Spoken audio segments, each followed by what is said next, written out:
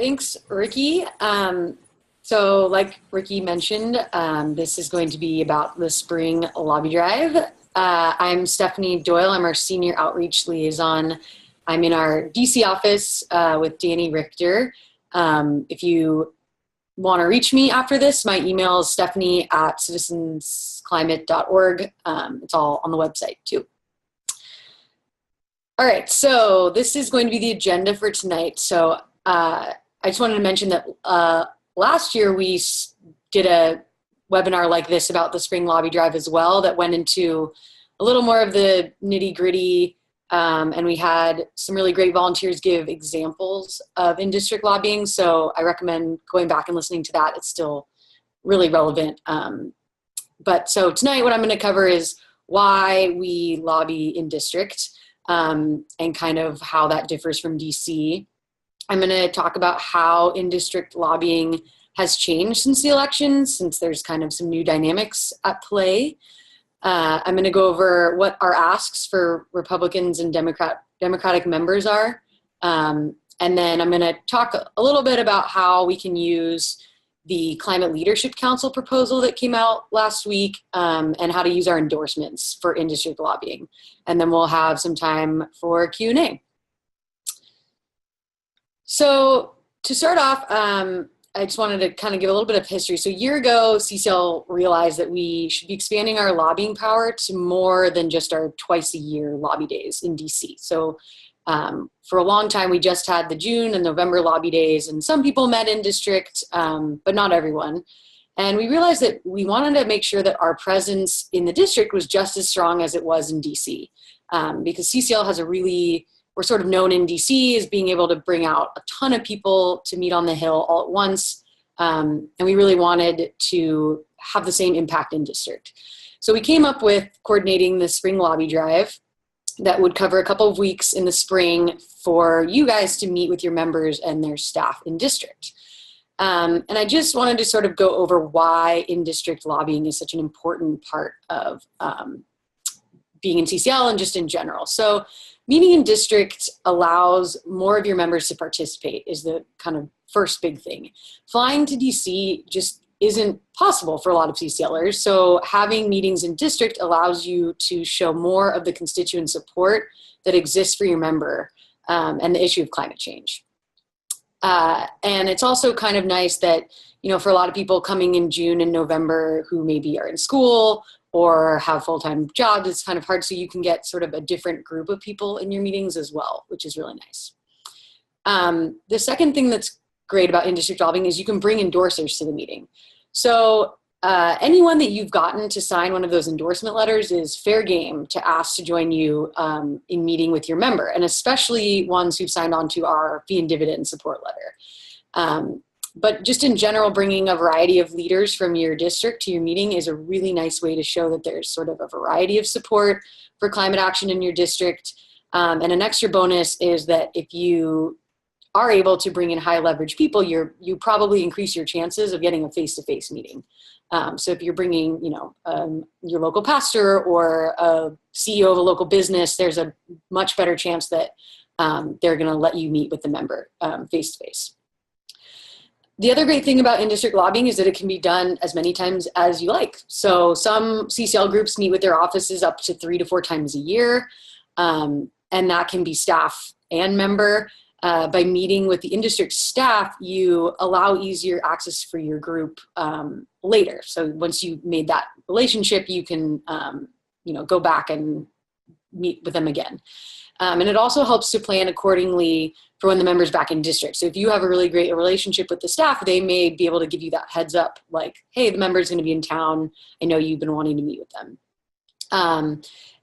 But it's just as important to keep up that relationship with the district staff as well. And I'll go over kind of who are the most important ones in a few slides. So meeting in district, which I've already sort of mentioned, but it increases your chances of getting a face-to-face meeting just in general. So last year, 30% of our meetings in district were face-to-face, which is as opposed to our 10% of our lobby days in DC. And part of the reason is that members are less distracted when they're in district. They aren't getting pulled away to votes. They're not having multiple issue staffers dragging them away.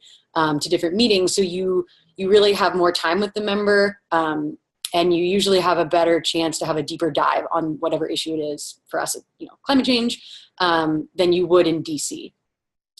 And meetings in district also make your chances of getting that DC office visit a little bit easier. So if you have a good meeting in district, a lot of times the staff will offer you a direct line of communication to the DC scheduler, or you can sometimes schedule the DC meeting in the district office, which is really nice. And it will make your life a lot easier come June and November when we're trying to schedule those again. And then lastly, district staff play an important role in helping us to get endorsements. So the district staff may have a better idea of who in the community plays the biggest role in influencing the member of Congress. They can offer you insight into who he or she meets with when they come back from the district to the district. And it's really valuable information that DC staff sometimes doesn't have. A lot of the staff in DC, they may not even be from the district. They sometimes are not even from the state. So having that connection to the district staff is really important for knowing who really is influential to your member. So I know some of you have watched some of the presentations that CCL gets from the Congressional Management Foundation. They're a really awesome group that conducts surveys of Hill staffers, and they ask them just such useful questions that we've really been able to use. And they offer some incredible insight into the minds of staffers and what they think are the best techniques for getting through to them. So I pulled out two graphs that I really liked from some of their recent presentations. So this one shows the results from a question that was asking staffers, in your opinion, how important are the following activities to understanding constituents' views and opinions? And then they listed a bunch of ways a bunch of activities. And the one to pay attention to are in that red box. Those are ones that were deemed somewhat important and very important, and all of them are over, I think, 80%. And as you can see, they include telephone town hall meetings, in-person town hall meetings, district and state office hours, personalized messages from constituents, and attending events in the district or the state. So almost all of those are directly related to doing things in district, which means our meetings in district are taken very seriously, and they give the staffers, and therefore the member of Congress, a much better idea of where the constituents stand on the issues of the district. And then another really cool question that was asked recently was, what should groups do more of to better relationships with the office? And for this one, I included only the top answers because they were the most important ones. But you can see that it's 59% said meeting in district, 62% said getting to know the district or state director, and 79% said getting to know the legislative staffer over your issue. And then it looks like, well, one of them got knocked off. But there was another one that was 85% said providing info on the impact to the district or the state. And so the biggest message is that it's kind of nice to see that CCL is already doing most of these things. We've given members of Congress the household impact study, which broke down by district the effect of carbon fee and dividend for their district. And most of your groups have a liaison who already should be working directly with the staffer covering climate and energy issues. And mostly I just wanted to show these graphs to remind you that district meetings really do matter and that staffers take them very seriously. And that improving our relationships in district is extremely valuable both from the staffer perspective as well as the member perspective. They really do need to care about what their constituents want them to care about. You know, they want your votes, they want to get reelected. And so by meeting in district, we can remind them of this repeatedly. So who are we meeting with in district and why do they matter in the bigger scheme of things? You know, I get asked a lot, like, why aren't the ones in DC the ones who are getting things done? They're the ones writing the laws. And that's not totally the case. So in-district staff matter because they are the boots on the ground. They keep the pulse of the district for the member while they're gone, which is extremely important to them, especially if they want to keep their seat. They need to be up to date on what the issues are. And what their constituents want them to be talking about. So it matters that we stay in contact. district staff can end up being the ones who champion our policy to the member of Congress, and they can provide context and backup in a way that we can't. We can't be in every meeting or every discussion within the office. So if you can get that great relationship with a staffer who will be able to talk about fee and dividend on their own to the member, that's how we really move our message up kind of through the ranks of the office. And district staffers can also provide you links to the staff in DC. Like I mentioned before, they can connect you to the scheduler. They may be able to let you know the best times to get a face-to-face, or let you know ahead of time when the member is going to be back in district. And a lot of times they'll help you to get a meeting with the right DC staffer when you're doing that, to make sure you're meeting with the energy aide instead of the scheduler or the secretary. And the best person to have on your side in the district office is the district or state director. And it's a state director when it's a senator. So the district or state director is the member of Congress's best friend in the office. They are the top staffer, the manager of operations in the district office. They're the person with the best political skills. They're usually the one that's helping the member kind of navigate the waters of politics within the district. They oversee the district schedule, so they know when they're going to be back, how long, who they're meeting with. And they act as a primary contact to groups and individuals in district, so to groups like us. And another kind of fun fact is that the district director is often the one who picks up the member of Congress from the airport and drives them around and just generally spends the most time with them of anyone in the district. Ricky mentioned this at the beginning. So it's usually somebody that the member of Congress likes and spends a lot of time with.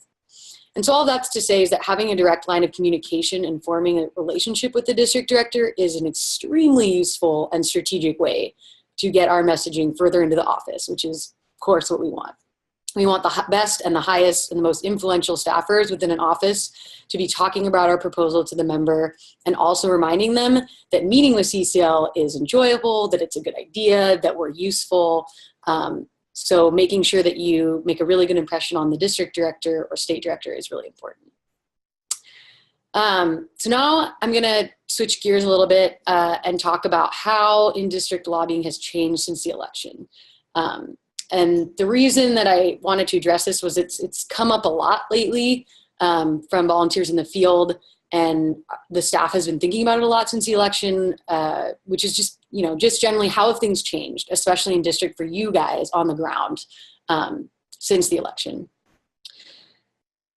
So we keep hearing all these wonderful examples of new groups popping up, lots of new advocacy groups who are meeting with members, calling members' offices, and in some cases they're taking a slightly more aggressive approach to meeting with members than CCL does. So they're occupying offices, maybe aggressively attending town halls, and I just wanted to sort of address what that means for CCL and how we can keep standing out in the crowd of all of these new constituents who are really wanting to be involved.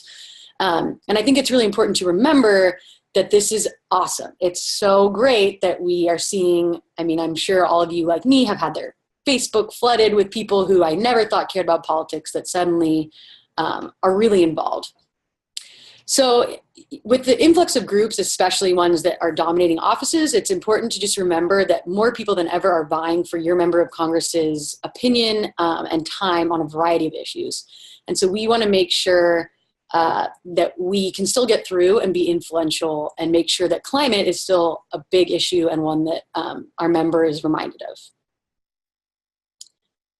So how do we continue to make ourselves heard? So one thing that we recommend doing when you meet with your offices, and yes, you should still be meeting with your offices. I've gotten a few questions of people asking if we should be bothering them and having a meeting. You should absolutely still be having a meeting. Whenever you're not meeting with your member, you know that some other group is going to be getting in there to meet with them. So we really want to make sure that our issue remains a top priority. So one of the things that you can do when you do get that meeting is ask the staff very straightforwardly. Say, how's it going? What are your feelings about having so many more constituents calling and being active participants? You can ask them what their preferred method of communication is. You can say, would you rather get phone calls, when the member does something that we'd like to thank them for? Would you rather get emails? And honestly, it may just help to let them vent about how much larger their workload is, and to acknowledge that we understand and that we're not trying to add stress to their lives, but that we still want to come and make sure that our issue still gets heard. And additionally, it's really important to remember that CCL is a great method that works. So continuing to do what we do best, which is be respectful and appreciative of the member and their staff, we're automatically going to stand out in the crowd of groups that may be more aggressive or confrontational. And another thing that's important to remember is to keep relying on our liaisons. So hopefully your groups have somebody, and it's probably you guys, who have been forming relationships with the staff for a long period of time, or short in some cases, but people that hopefully the staff recognizes the name, and they trust us, and they view us as a reliable person to listen to. And so by continuing to rely on those liaison relationships, we will remain less overwhelming to the offices, and we may get some doors open to us that other groups won't be able to. And our approach, the hope is that our approach will be even more appreciated now because of the contrast to these other groups. And while it's great that more people are getting involved, it's really important to remember that CCL remains respectful and appreciative whenever you're dealing with offices, especially in district. And that's to say that, you can go and work on whatever issue you want as an individual, but we ask that when you're going as a CCLer, you really maintain the respectful tone that makes CCL so great. All right, so what can you ask from your members when you go to meet them in district? So there was already a webinar, I believe, a few weeks ago about how to get a meeting and how to schedule that. So this is not going to be about that. This is more about what you can have your ask be. And the info on all of these asks can be found on the community page. If you go, I think it's on the very front page of community, there's a link to the Spring Lobby Drive page, and that has a downloadable page with all these asks.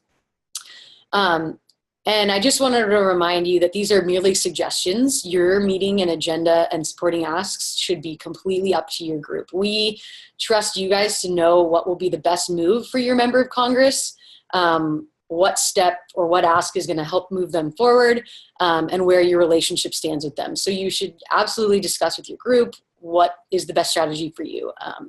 Not all of these are going to apply to everyone, but we do like to offer some suggestions as a starting place and as sort of backup if if you're stuck. So for the first four on this page, they can really be applied to Republicans and Democrats. They pretty much apply to both. So the first is that you can ask your member to invite another member from the other side of the aisle to join the Climate Solutions Caucus with them. And it's important to remember that you don't want to offer to matchmake yourself. The member should be the one doing the outreach, not us. The reason for that is that it tends to move a lot faster if there's not a bunch more middlemen in between. And members talking to other members is probably the most influential way to get anything done. They're on the floor, they know who likes what issues, and they have relationships with certain people. So it's great to let them kind of do that on their own. A second ask is you can ask them to hold a town hall on climate change in your district. Another way you can sort of be involved with it is you can offer to help find speakers if they would like. So if it's, say your member was a retired Army official and they'd like to work the national security angle for their constituents, you can offer to find a general for them to come speak. If they'd like to have a conservative thought leader there to sort of back them up, you can offer that. And all of those are ways that you can show that CCL is really out there to make them look good, that we want to help them get the backing that they need to be further out on climate. You can also ask the member to discuss the results of the REMI study or the household impact study with colleagues on both sides of the aisle. It's always good to keep reminding them of those studies and having them bring them up with members. The same reason I said having a member talk to another member is a bigger influence. It's the same thing with a study. And then lastly, you can ask a member to speak with business leaders about the benefits of a carbon tax. Or you can ask them for introductions to people in your district who may have sway with conservatives or progressives, depending on your district. If you're, having trouble getting an endorsement from an environmental justice group, maybe your member has a connection to that. Or same thing for conservatives. If they have a utility person that they really listen to, perhaps they can offer you an introduction.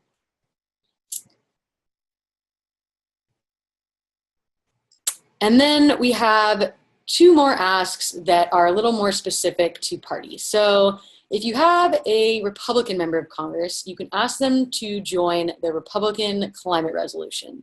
So this was the Gibson resolution last Congress. It's going to be resubmitted at some point this Congress. We're not sure when. And if they're interested in this, you can send them the language from the last Congress. I don't know if we have it up somewhere. We should, but if not, you can email me and I can have it, or you can search on congress.gov should have it. And if they're really interested, you can also ask them to contact Elise Stefanik's office. She is a representative out of New York 22, and she's going to be the one resubmitting the resolution. So she's actively taking recommendation, if staff or members are interested, they can contact her office. For Democrats, you can ask if they can commit to supporting revenue neutrality and to have that discussion about it with a Republican colleague. So the reason for this is it's still the case that Republicans assume that a bill like ours will never get support from Democrats because they think Democrats want to spend the revenue. So the more we can change that narrative amongst themselves, amongst members on the Hill, the better off we're going to be when there is a bill. It's sort of the same idea that, when you talk to Democrats about climate change, they don't believe that Republicans are good on it. So it's the same idea. There's misconceptions on both sides. So whatever we can do to kind of dispel those is always a good thing. It also doesn't hurt to continue making sure Democrats and Republicans understand the basics of carbon fee dividend. If all else fails, just ask them, is there any parts of the policy that maybe you're confused about? We're happy to talk to you more about any aspect that you would like to talk about some more. So there's two other aspects that are sort of new that I wanted to cover and talk about how you can use them in your lobby meetings. So the first is what to do with the Climate Leadership Council proposal that came out last week. So for those of you who haven't heard, there was a proposal that was made public and brought to the White House last week by a group of statesmen from the GOP, which included James Baker, George Shultz, both of which who were secretaries of state and treasury, and Greg Mankiw, who's an economist. There was 8 really esteemed Republicans that came out with this proposal. And I'm not going to go over the details of it here, but you can go to their website, which has some great documents, or on CCL Community, we have a really awesome fact sheet that Danny made that goes over the differences between this proposal and our proposal, and offers some great insights on how to talk about it. And Liaisons should have already sent this to the DC staffers, probably with an article. There's been a few that have been printed about it, but we still think there's an opportunity to keep talking about this within the district. So one suggestion that we have, and you don't need to do this, I highly stress that you should only do this if you think it's going to help your cause rather than hurt it. And you can, discuss this with your group if you think this is a good idea. But you can send the proposal over to the district before your meeting with a note saying something like, CCL is really excited that conservatives have stepped out with their own solution to climate change. We would be happy to discuss the differences between the CLC proposal and CCL's proposal when we meet in district, if that interests you. And for both Republicans and Democrats, this is a really good opportunity to kind of bring up details of the proposal, how it differs from ours, and get their take and opinion on what they think about it, what they think the politics of this are. I would just stress that it's important to know the differences before you're going to have this discussion, and to remind them that this is not a CCL proposal. This is a completely separate organization, but that we think it's a great opportunity to talk about carbon fee and dividend with a slight conservative twist on it. And like I said, CCL's take and the details about where it differs are all found on this great fact sheet that's on Community. And additionally, it's a nice reminder for Democratic offices to show them that Republicans are offering a positive solution to climate change and reaffirm that bipartisanship is possible on this topic, even in a toxic political climate. I find sometimes that you kind of get stuck when you meet with Democratic offices, especially ones that are so great on climate, but a lot of times they need reassuring that that progress is being made. And so being able to show them something like this, I think will really make them feel a little bit better about the political landscape. And then lastly, I just wanted to talk about endorsements. So many of you have been working really hard to get endorsements within your district. And even if you're not able to get the endorsers themselves to join your meeting, it's great to be able to bring those letters that you've gotten signed, showing the endorsements at the very least. So if you use the endorser portal, you can actually get a state report of all of the endorsements of businesses and individuals in your state in one nice document. You can print it out, you can send it ahead of time, you can bring it to your meeting. And to get to this, you can go to Community, and then at the top, it'll say Action Teams, and you can click on that. And then on the right, there's a link to the endorser page, which will take you to the page that you're seeing right now. And then under where it says print and distribute endorser reports on the far right, it's not shown there, but underneath U.S. National Endorsement Report, there will be a state one you can click, and that will take you to a Google Doc, and you can pick your state and print those out or download them. And bringing these to your meeting is a really great way to talk about the constituent support that you've been getting, to talk about businesses that are supporting this, both for climate action and fee and dividend. By showing that there's support in the district for our work, we can really ensure that members feel supported. It's the one thing that's been getting all these Republicans to step out and join the caucus and the resolution. So continuing to show them that we are getting more and more people to endorse this policy will really continue to make climate a priority. And that's all I have for you. So I'm happy to answer any questions. Yeah, bring them on. All right, thanks, Stephanie. So I'll let you grab a sip of water real quick and take a breath for just a moment, and I'll let folks know how they can ask questions. And I got a couple of comments as well that I think, I just add to what you were saying. The first thing, just talking about endorsers, I did have one in a conversation with Brad Fitch at the Congressional Management Foundation. He was saying that endorsers and those endorsement letters, while they're great when you go to DC and the energy aides need to know about them, it's the local guys that hear from these people more so than others. So the endorsements are probably even more important to discuss at the local level, because they're the ones answering the phone calls from those local folks. And that's really important. And one of the things that we've done in the past, and I think you alluded to this, Stephanie, is during the meeting, or maybe even at the end of the meeting, is to ask a question, what could we be doing more of to make this easier for Congressman or Congresswoman blank to support our policy? Yep. And that's when you open up the door, and with those local folks, it's so important, because again, they're the ones who are hearing from XYZ widget company all the time. And they would say, well, you know what, if you've got a good relationship with them, they may just say, you should be talking to XYZ widget company. They're the ones that call here all the time. And it's not necessarily the biggest companies. I've been surprised at some of the companies people say it, and some offices have said, it's not your large companies that call, right? They have policy shops that call DC, right? But the ones that call the local offices are usually your smaller businesses, and they're the ones that call all the time, and so they get a lot of attraction in the offices. So asking them that simple question can help out a lot.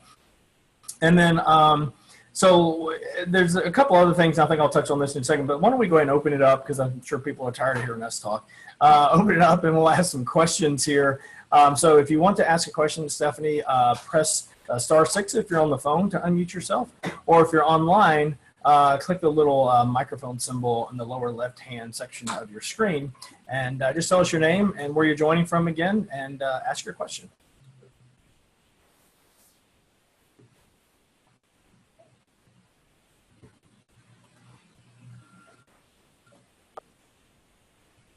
Hi, this is Kathy Moines from Portland. Yes, go ahead, Kathy.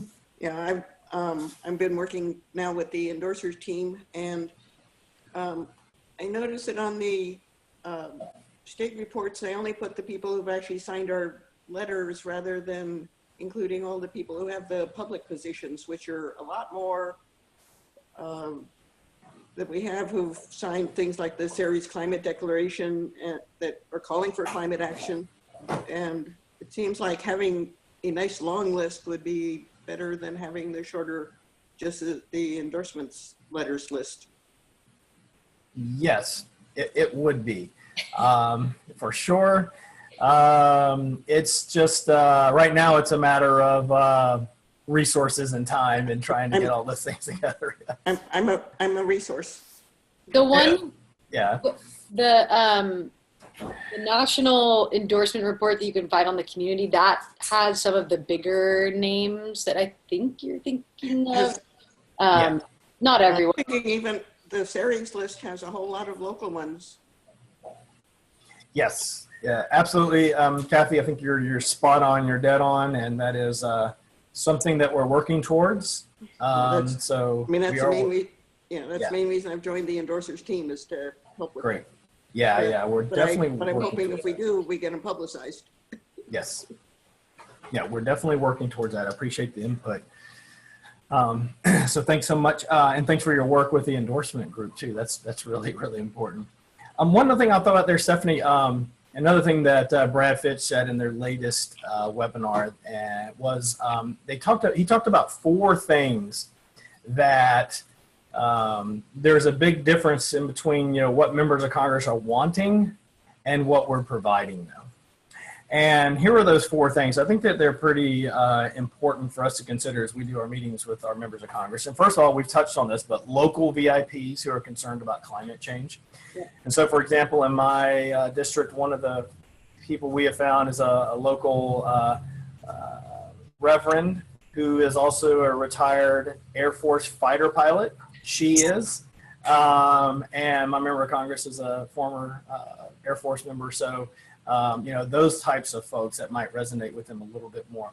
They want to know more about the local impacts of climate change to the district. So not so much us focusing on the polar bears, unless you're where polar bears live, but mostly, what are the local impacts to climate? And then again, how would and Stephanie mentioned this, how would our policy impact the district? Very important. They want more information on that. And another thing that Brad had mentioned was giving them something they can say yes to, right? So they're not there right now. They know they can't, that some people can't really move from, a dismissive attitude straight to supporting carbon fee and dividends. So what is something that they can say yes to? And that's why I'd like to open it up here and maybe get some feedback from some folks who we asked at the beginning of this webinar or this meeting, who is local, who is lobbied locally, and lots of folks said they have done that for a while. So maybe we can get some examples of some asks from some of you veterans, some things that you've been able to ask your member of Congress and that they've been able to say yes to. And maybe that'll help others who are going in to lobby for their first time. So again, if you'd like to share that, please press *6 on your phone or click the little microphone symbol next to your name. Hello, this Yes. is Jody Schoen from Columbia County. Thanks, Jody. Go ahead. Hi, yeah, this isn't relating to my job as the Gillibrand liaison, but one of the members of our group is a liaison with Congressman Faso in District New York 19. And we are meeting with one of his staffers tomorrow. We were told in a previous meeting that Congressman Faso was going to reintroduce the Gibson resolution to Congress. And I just heard you say, or heard it say, that it was actually Ms. Stefanik that was going to do it.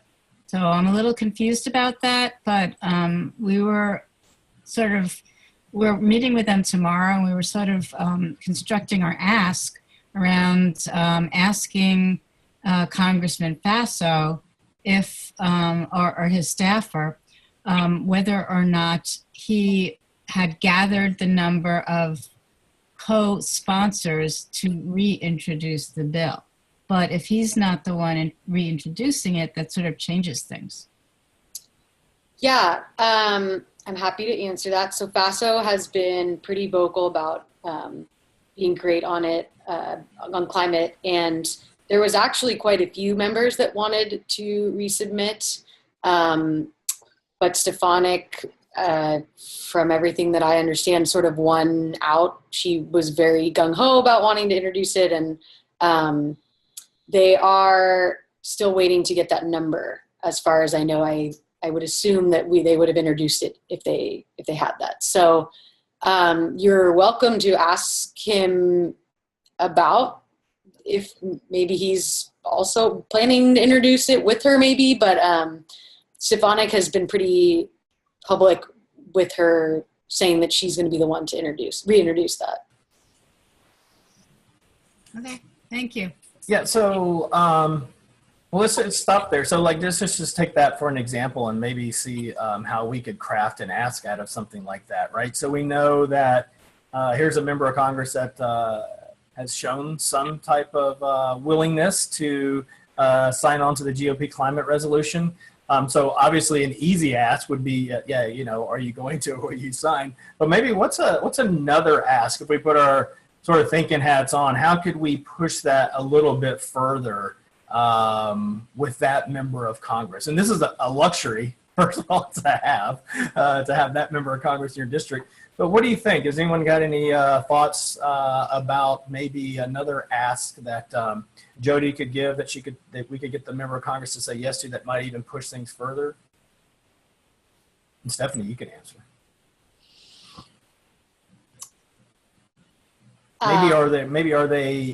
Could he or she speak to other Republican members about, become an advocate? Yeah. That was in mine was especially maybe pointing out or asking what other Republicans Faso has a good relationship with and would be able to speak to on a member-to-member level. That's really the best way to get any other Republicans to move on something, is to have a colleague go to them to talk about it. So it sounds like you guys, it's New York, right? Isn't Faso? Yeah.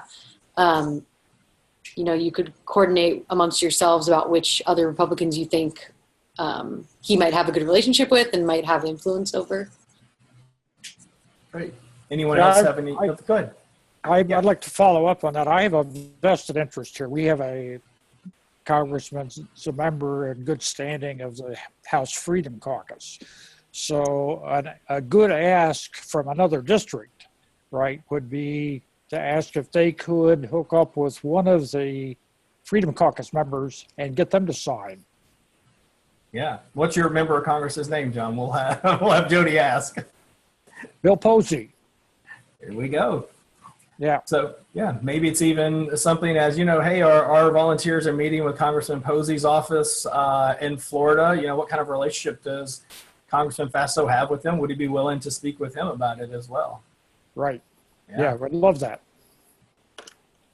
I do too. Love that. Okay, thanks. Yeah, absolutely. So Jody, we just changed hope we didn't just change your whole meeting. And these are suggestions, Jody. I mean, we're Okay, I'll speak to my group tomorrow morning and see what they have to say. Yeah, these are just suggestions, and these are suggestions for other people as well. This is a lot of what we do at CCL is you got to understand, everyone's going to have a little bit of a different ask. Because let's continue to vet that out a little bit more. Yeah, go ahead. I was just thinking for ones who've agreed that we need to take action on climate changes, to have them bring it up themselves when they have town halls. Not just respond to questions, but we did that in our meeting in June, and the staff members seemed very pleased that we were asking something fairly simple. Yeah, absolutely. Yeah. I don't know if the congressman did it, but anyway, at least it was something they could say, oh, we certainly think about that. And so something like that too, Kathy, to your point, I think it's something that you can follow up on, because you could just follow up with that staffer and say, hey, did the member of Congress, a lot of times some of our asks are hard to follow up on. So maybe that is, You know, Yeah, could they bring it up, or like Stephanie was talking about, could they host a town hall, Well, I even think in their that's good. district? Yeah. That turned out he didn't have any town halls, so. Oh, okay. All right. Well, great. Let's see. So anyone else have any ideas or some things that might be different or new that you're considering as an ask, a supporting ask for your member of Congress this spring? Please feel free to let it talk about that right here. This is Sandy from Mesa. I have been informed by the district office that I probably will not be speaking with the member of Congress, but rather with the district manager. And then he has a person in that office also that is dedicated to environment and energy. So those are the two people I'll be meeting with. And I was disappointed, but I'm sort of viewing it as a positive opportunity to really get to know them and to make a connection. And then I think the big ask will be to have the Congressman Biggs meet with CCL in June when the big meeting happens. Mm-hmm. And but I love the idea of asking if Congressman Biggs does have a town hall to talk to the town hall attendees and find out if they have concerns about climate change. Because one of the things I was going to use in my presentation to both the district people is that a high percentage of Americans are concerned about climate change, even in this very Republican area that I live in. Yeah, absolutely. Is this your first meeting, Sandy, with this office? Right, you said it's a new member of Congress, right? It's a new member of Congress. I met with the former member of Congress a couple times and had good meetings. Yeah. Good meetings with them, but this is new territory, and I do believe that, well, the former congressman was a member of the Freedom Caucus, and I think this gentleman has just moved right in. So it'll be interesting. I think that's a great plan. And yeah, getting in with the district director is going to be just the best way to set yourself up to influence the member. A lot of times they kind of serve as the filter, so they'll let things through that they think the member should know about, and it might be too that they're sort of vetting CCL and making sure that the member's not going to get an earful. Like I said, there's a lot of groups now that I'm sure some of these staffers are pretty protective over their bosses. So I think that's a awesome first step, and we actually got a letter from one of our staff people basically telling us, don't put so much emphasis on the member of Congress. We're the ones who are going to get the information. So if you have an appreciation that you can have for the staff person, not just for the member of Congress, if you can ask the staff person what he thinks about it, not necessarily, or she, not necessarily what the member of Congress thinks about it, I think you would get a lot further. Wow. I actually went to the June meeting last year because we were meeting with the staff person and not the congressman, because I knew it wasn't his top issue, and we were just going to get platitudes from him where we could make some progress with the staffer. Yep. Thanks, Kathy. Appreciate that. Another thing I would just add on to Sandy, I know you probably might have already thought of this, but with a new member of Congress as well, a lot of, or anyone I'm meeting with new, is one of the things I like to ask them is, how can we be a resource to you? So they see that we're extending a hand and trying to help them maybe come to a conclusion that they weren't ready to accept. But if we can move them a little bit closer and offer to be a resource, that's a good way to start. So thanks so much. Anyone else who hasn't had a chance yet that would like to share or have a question, but maybe like to share one of the asks that they're going to make for this spring? Press *6 on your phone or click the little microphone symbol next to your name or left.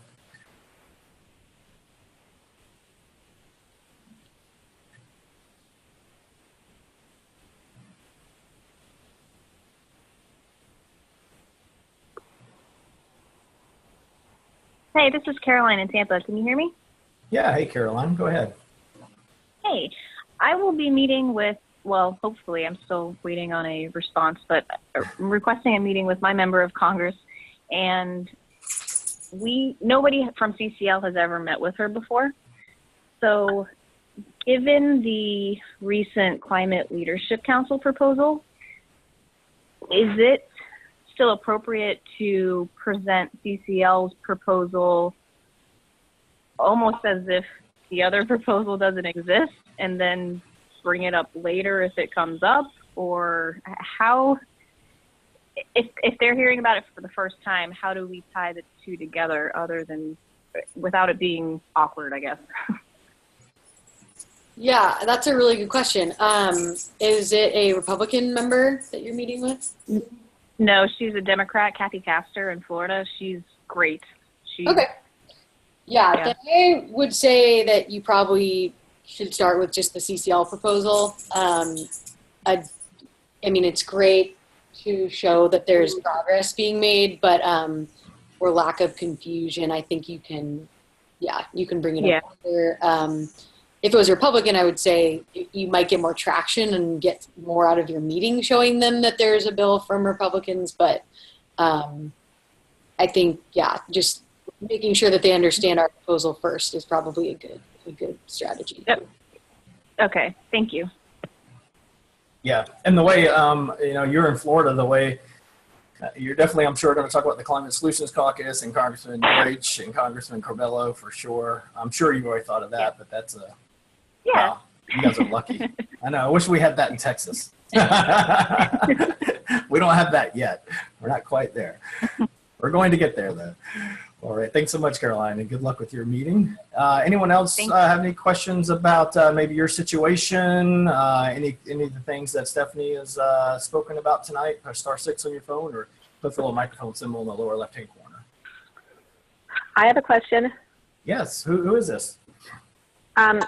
Hi, I'm Alexa. I'm from District 45 in California. Hey, Alexa. Thanks.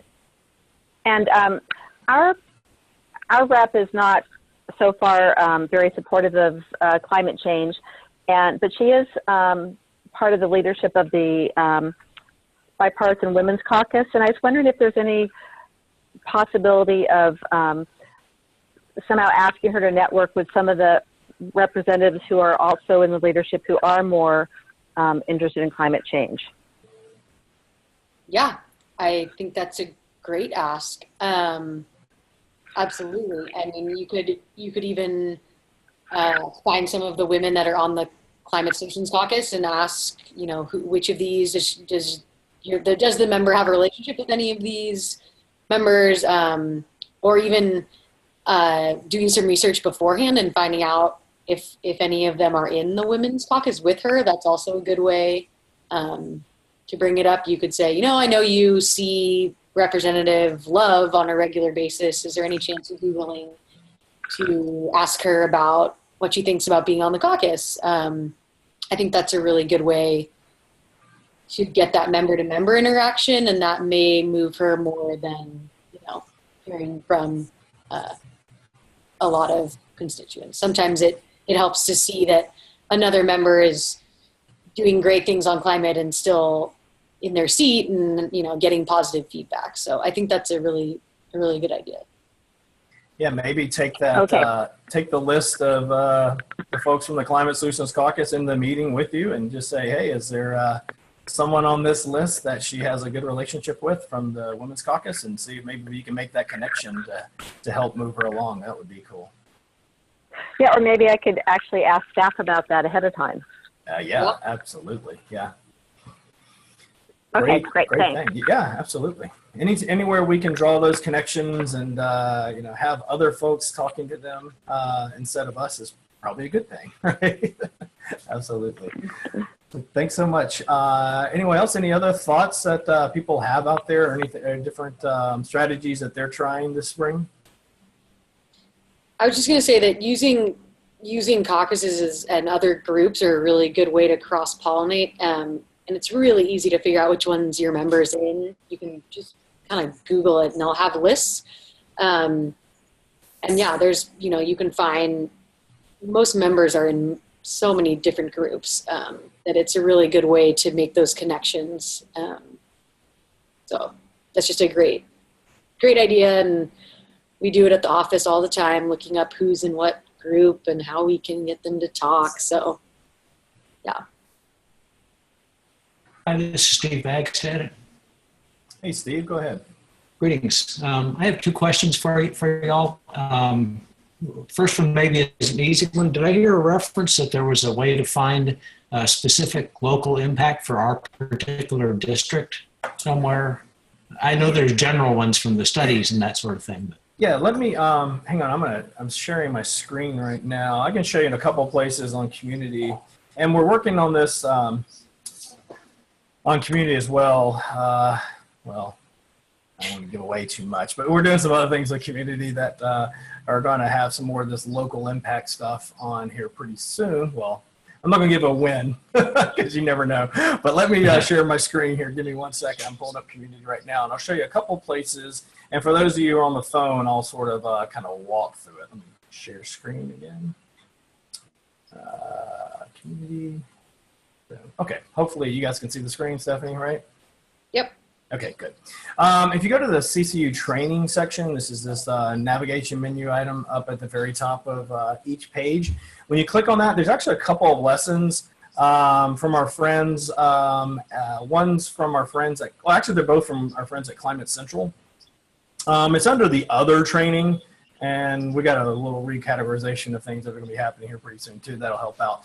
But let's see. Oh, here it is. Demonstration of Climate Central's. They have a, so if you're on the coast, if you're a coastal city or maybe in Florida, this would be really important for you. They have this Surging Seas Risk Finder tool, which is really cool because you can put in your area code, your zip code, not your area code, your zip code, and you can play with this little indicator that moves and says, oh, okay, what will happen at 2 feet of sea level rise? What will happen at 3 feet of sea level rise?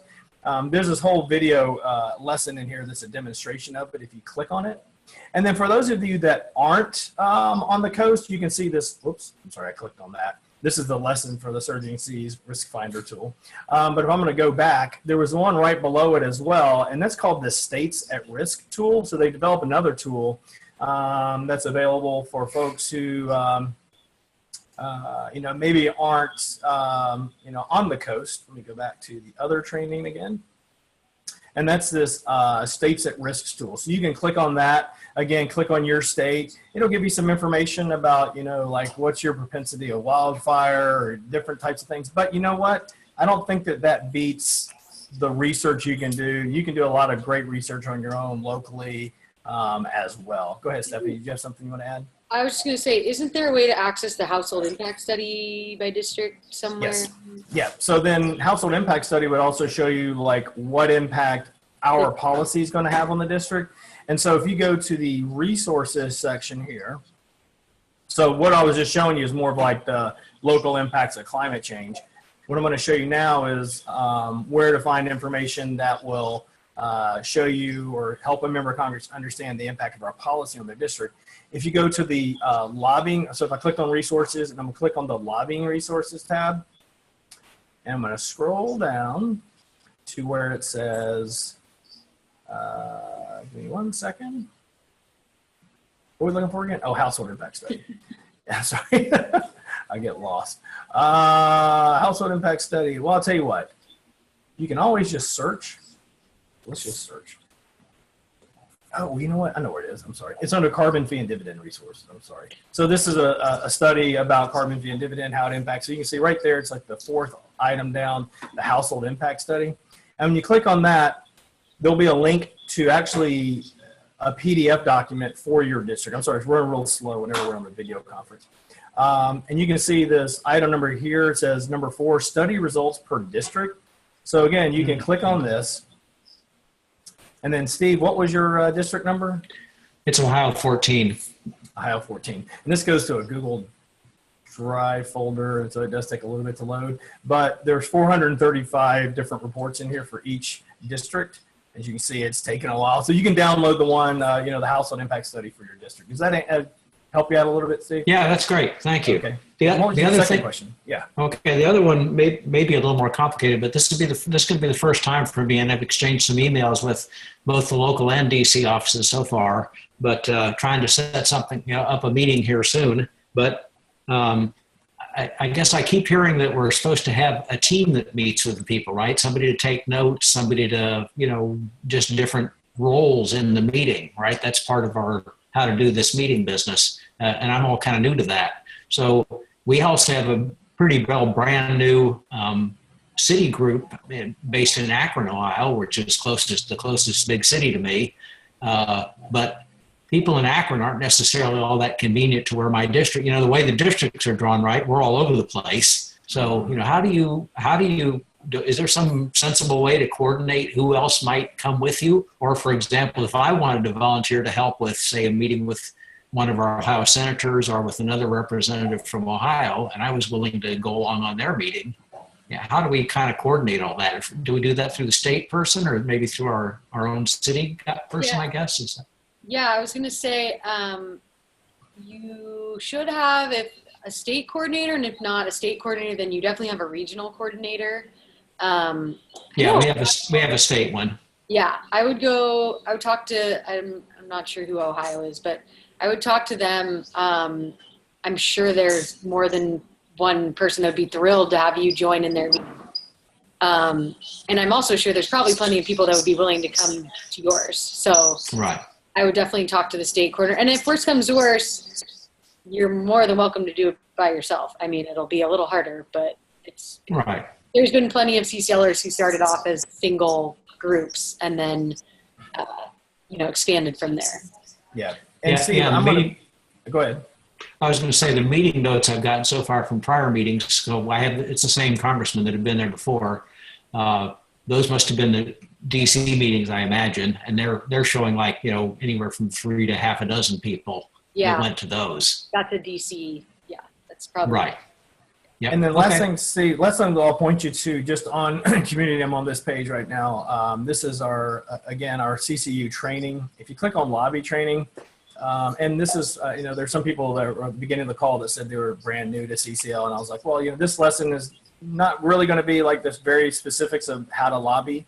But you can see we have our lobbying series, lobbying 101 through 401. And I think the lesson that you're really talking about as far as like how to prepare for a meeting and how to create the roles that you're talking about, Steve, that's this lobbying 201 lesson you can see. So it would really be worth it probably to listen to 201 and 301 before you have a opportunity to get together with your group.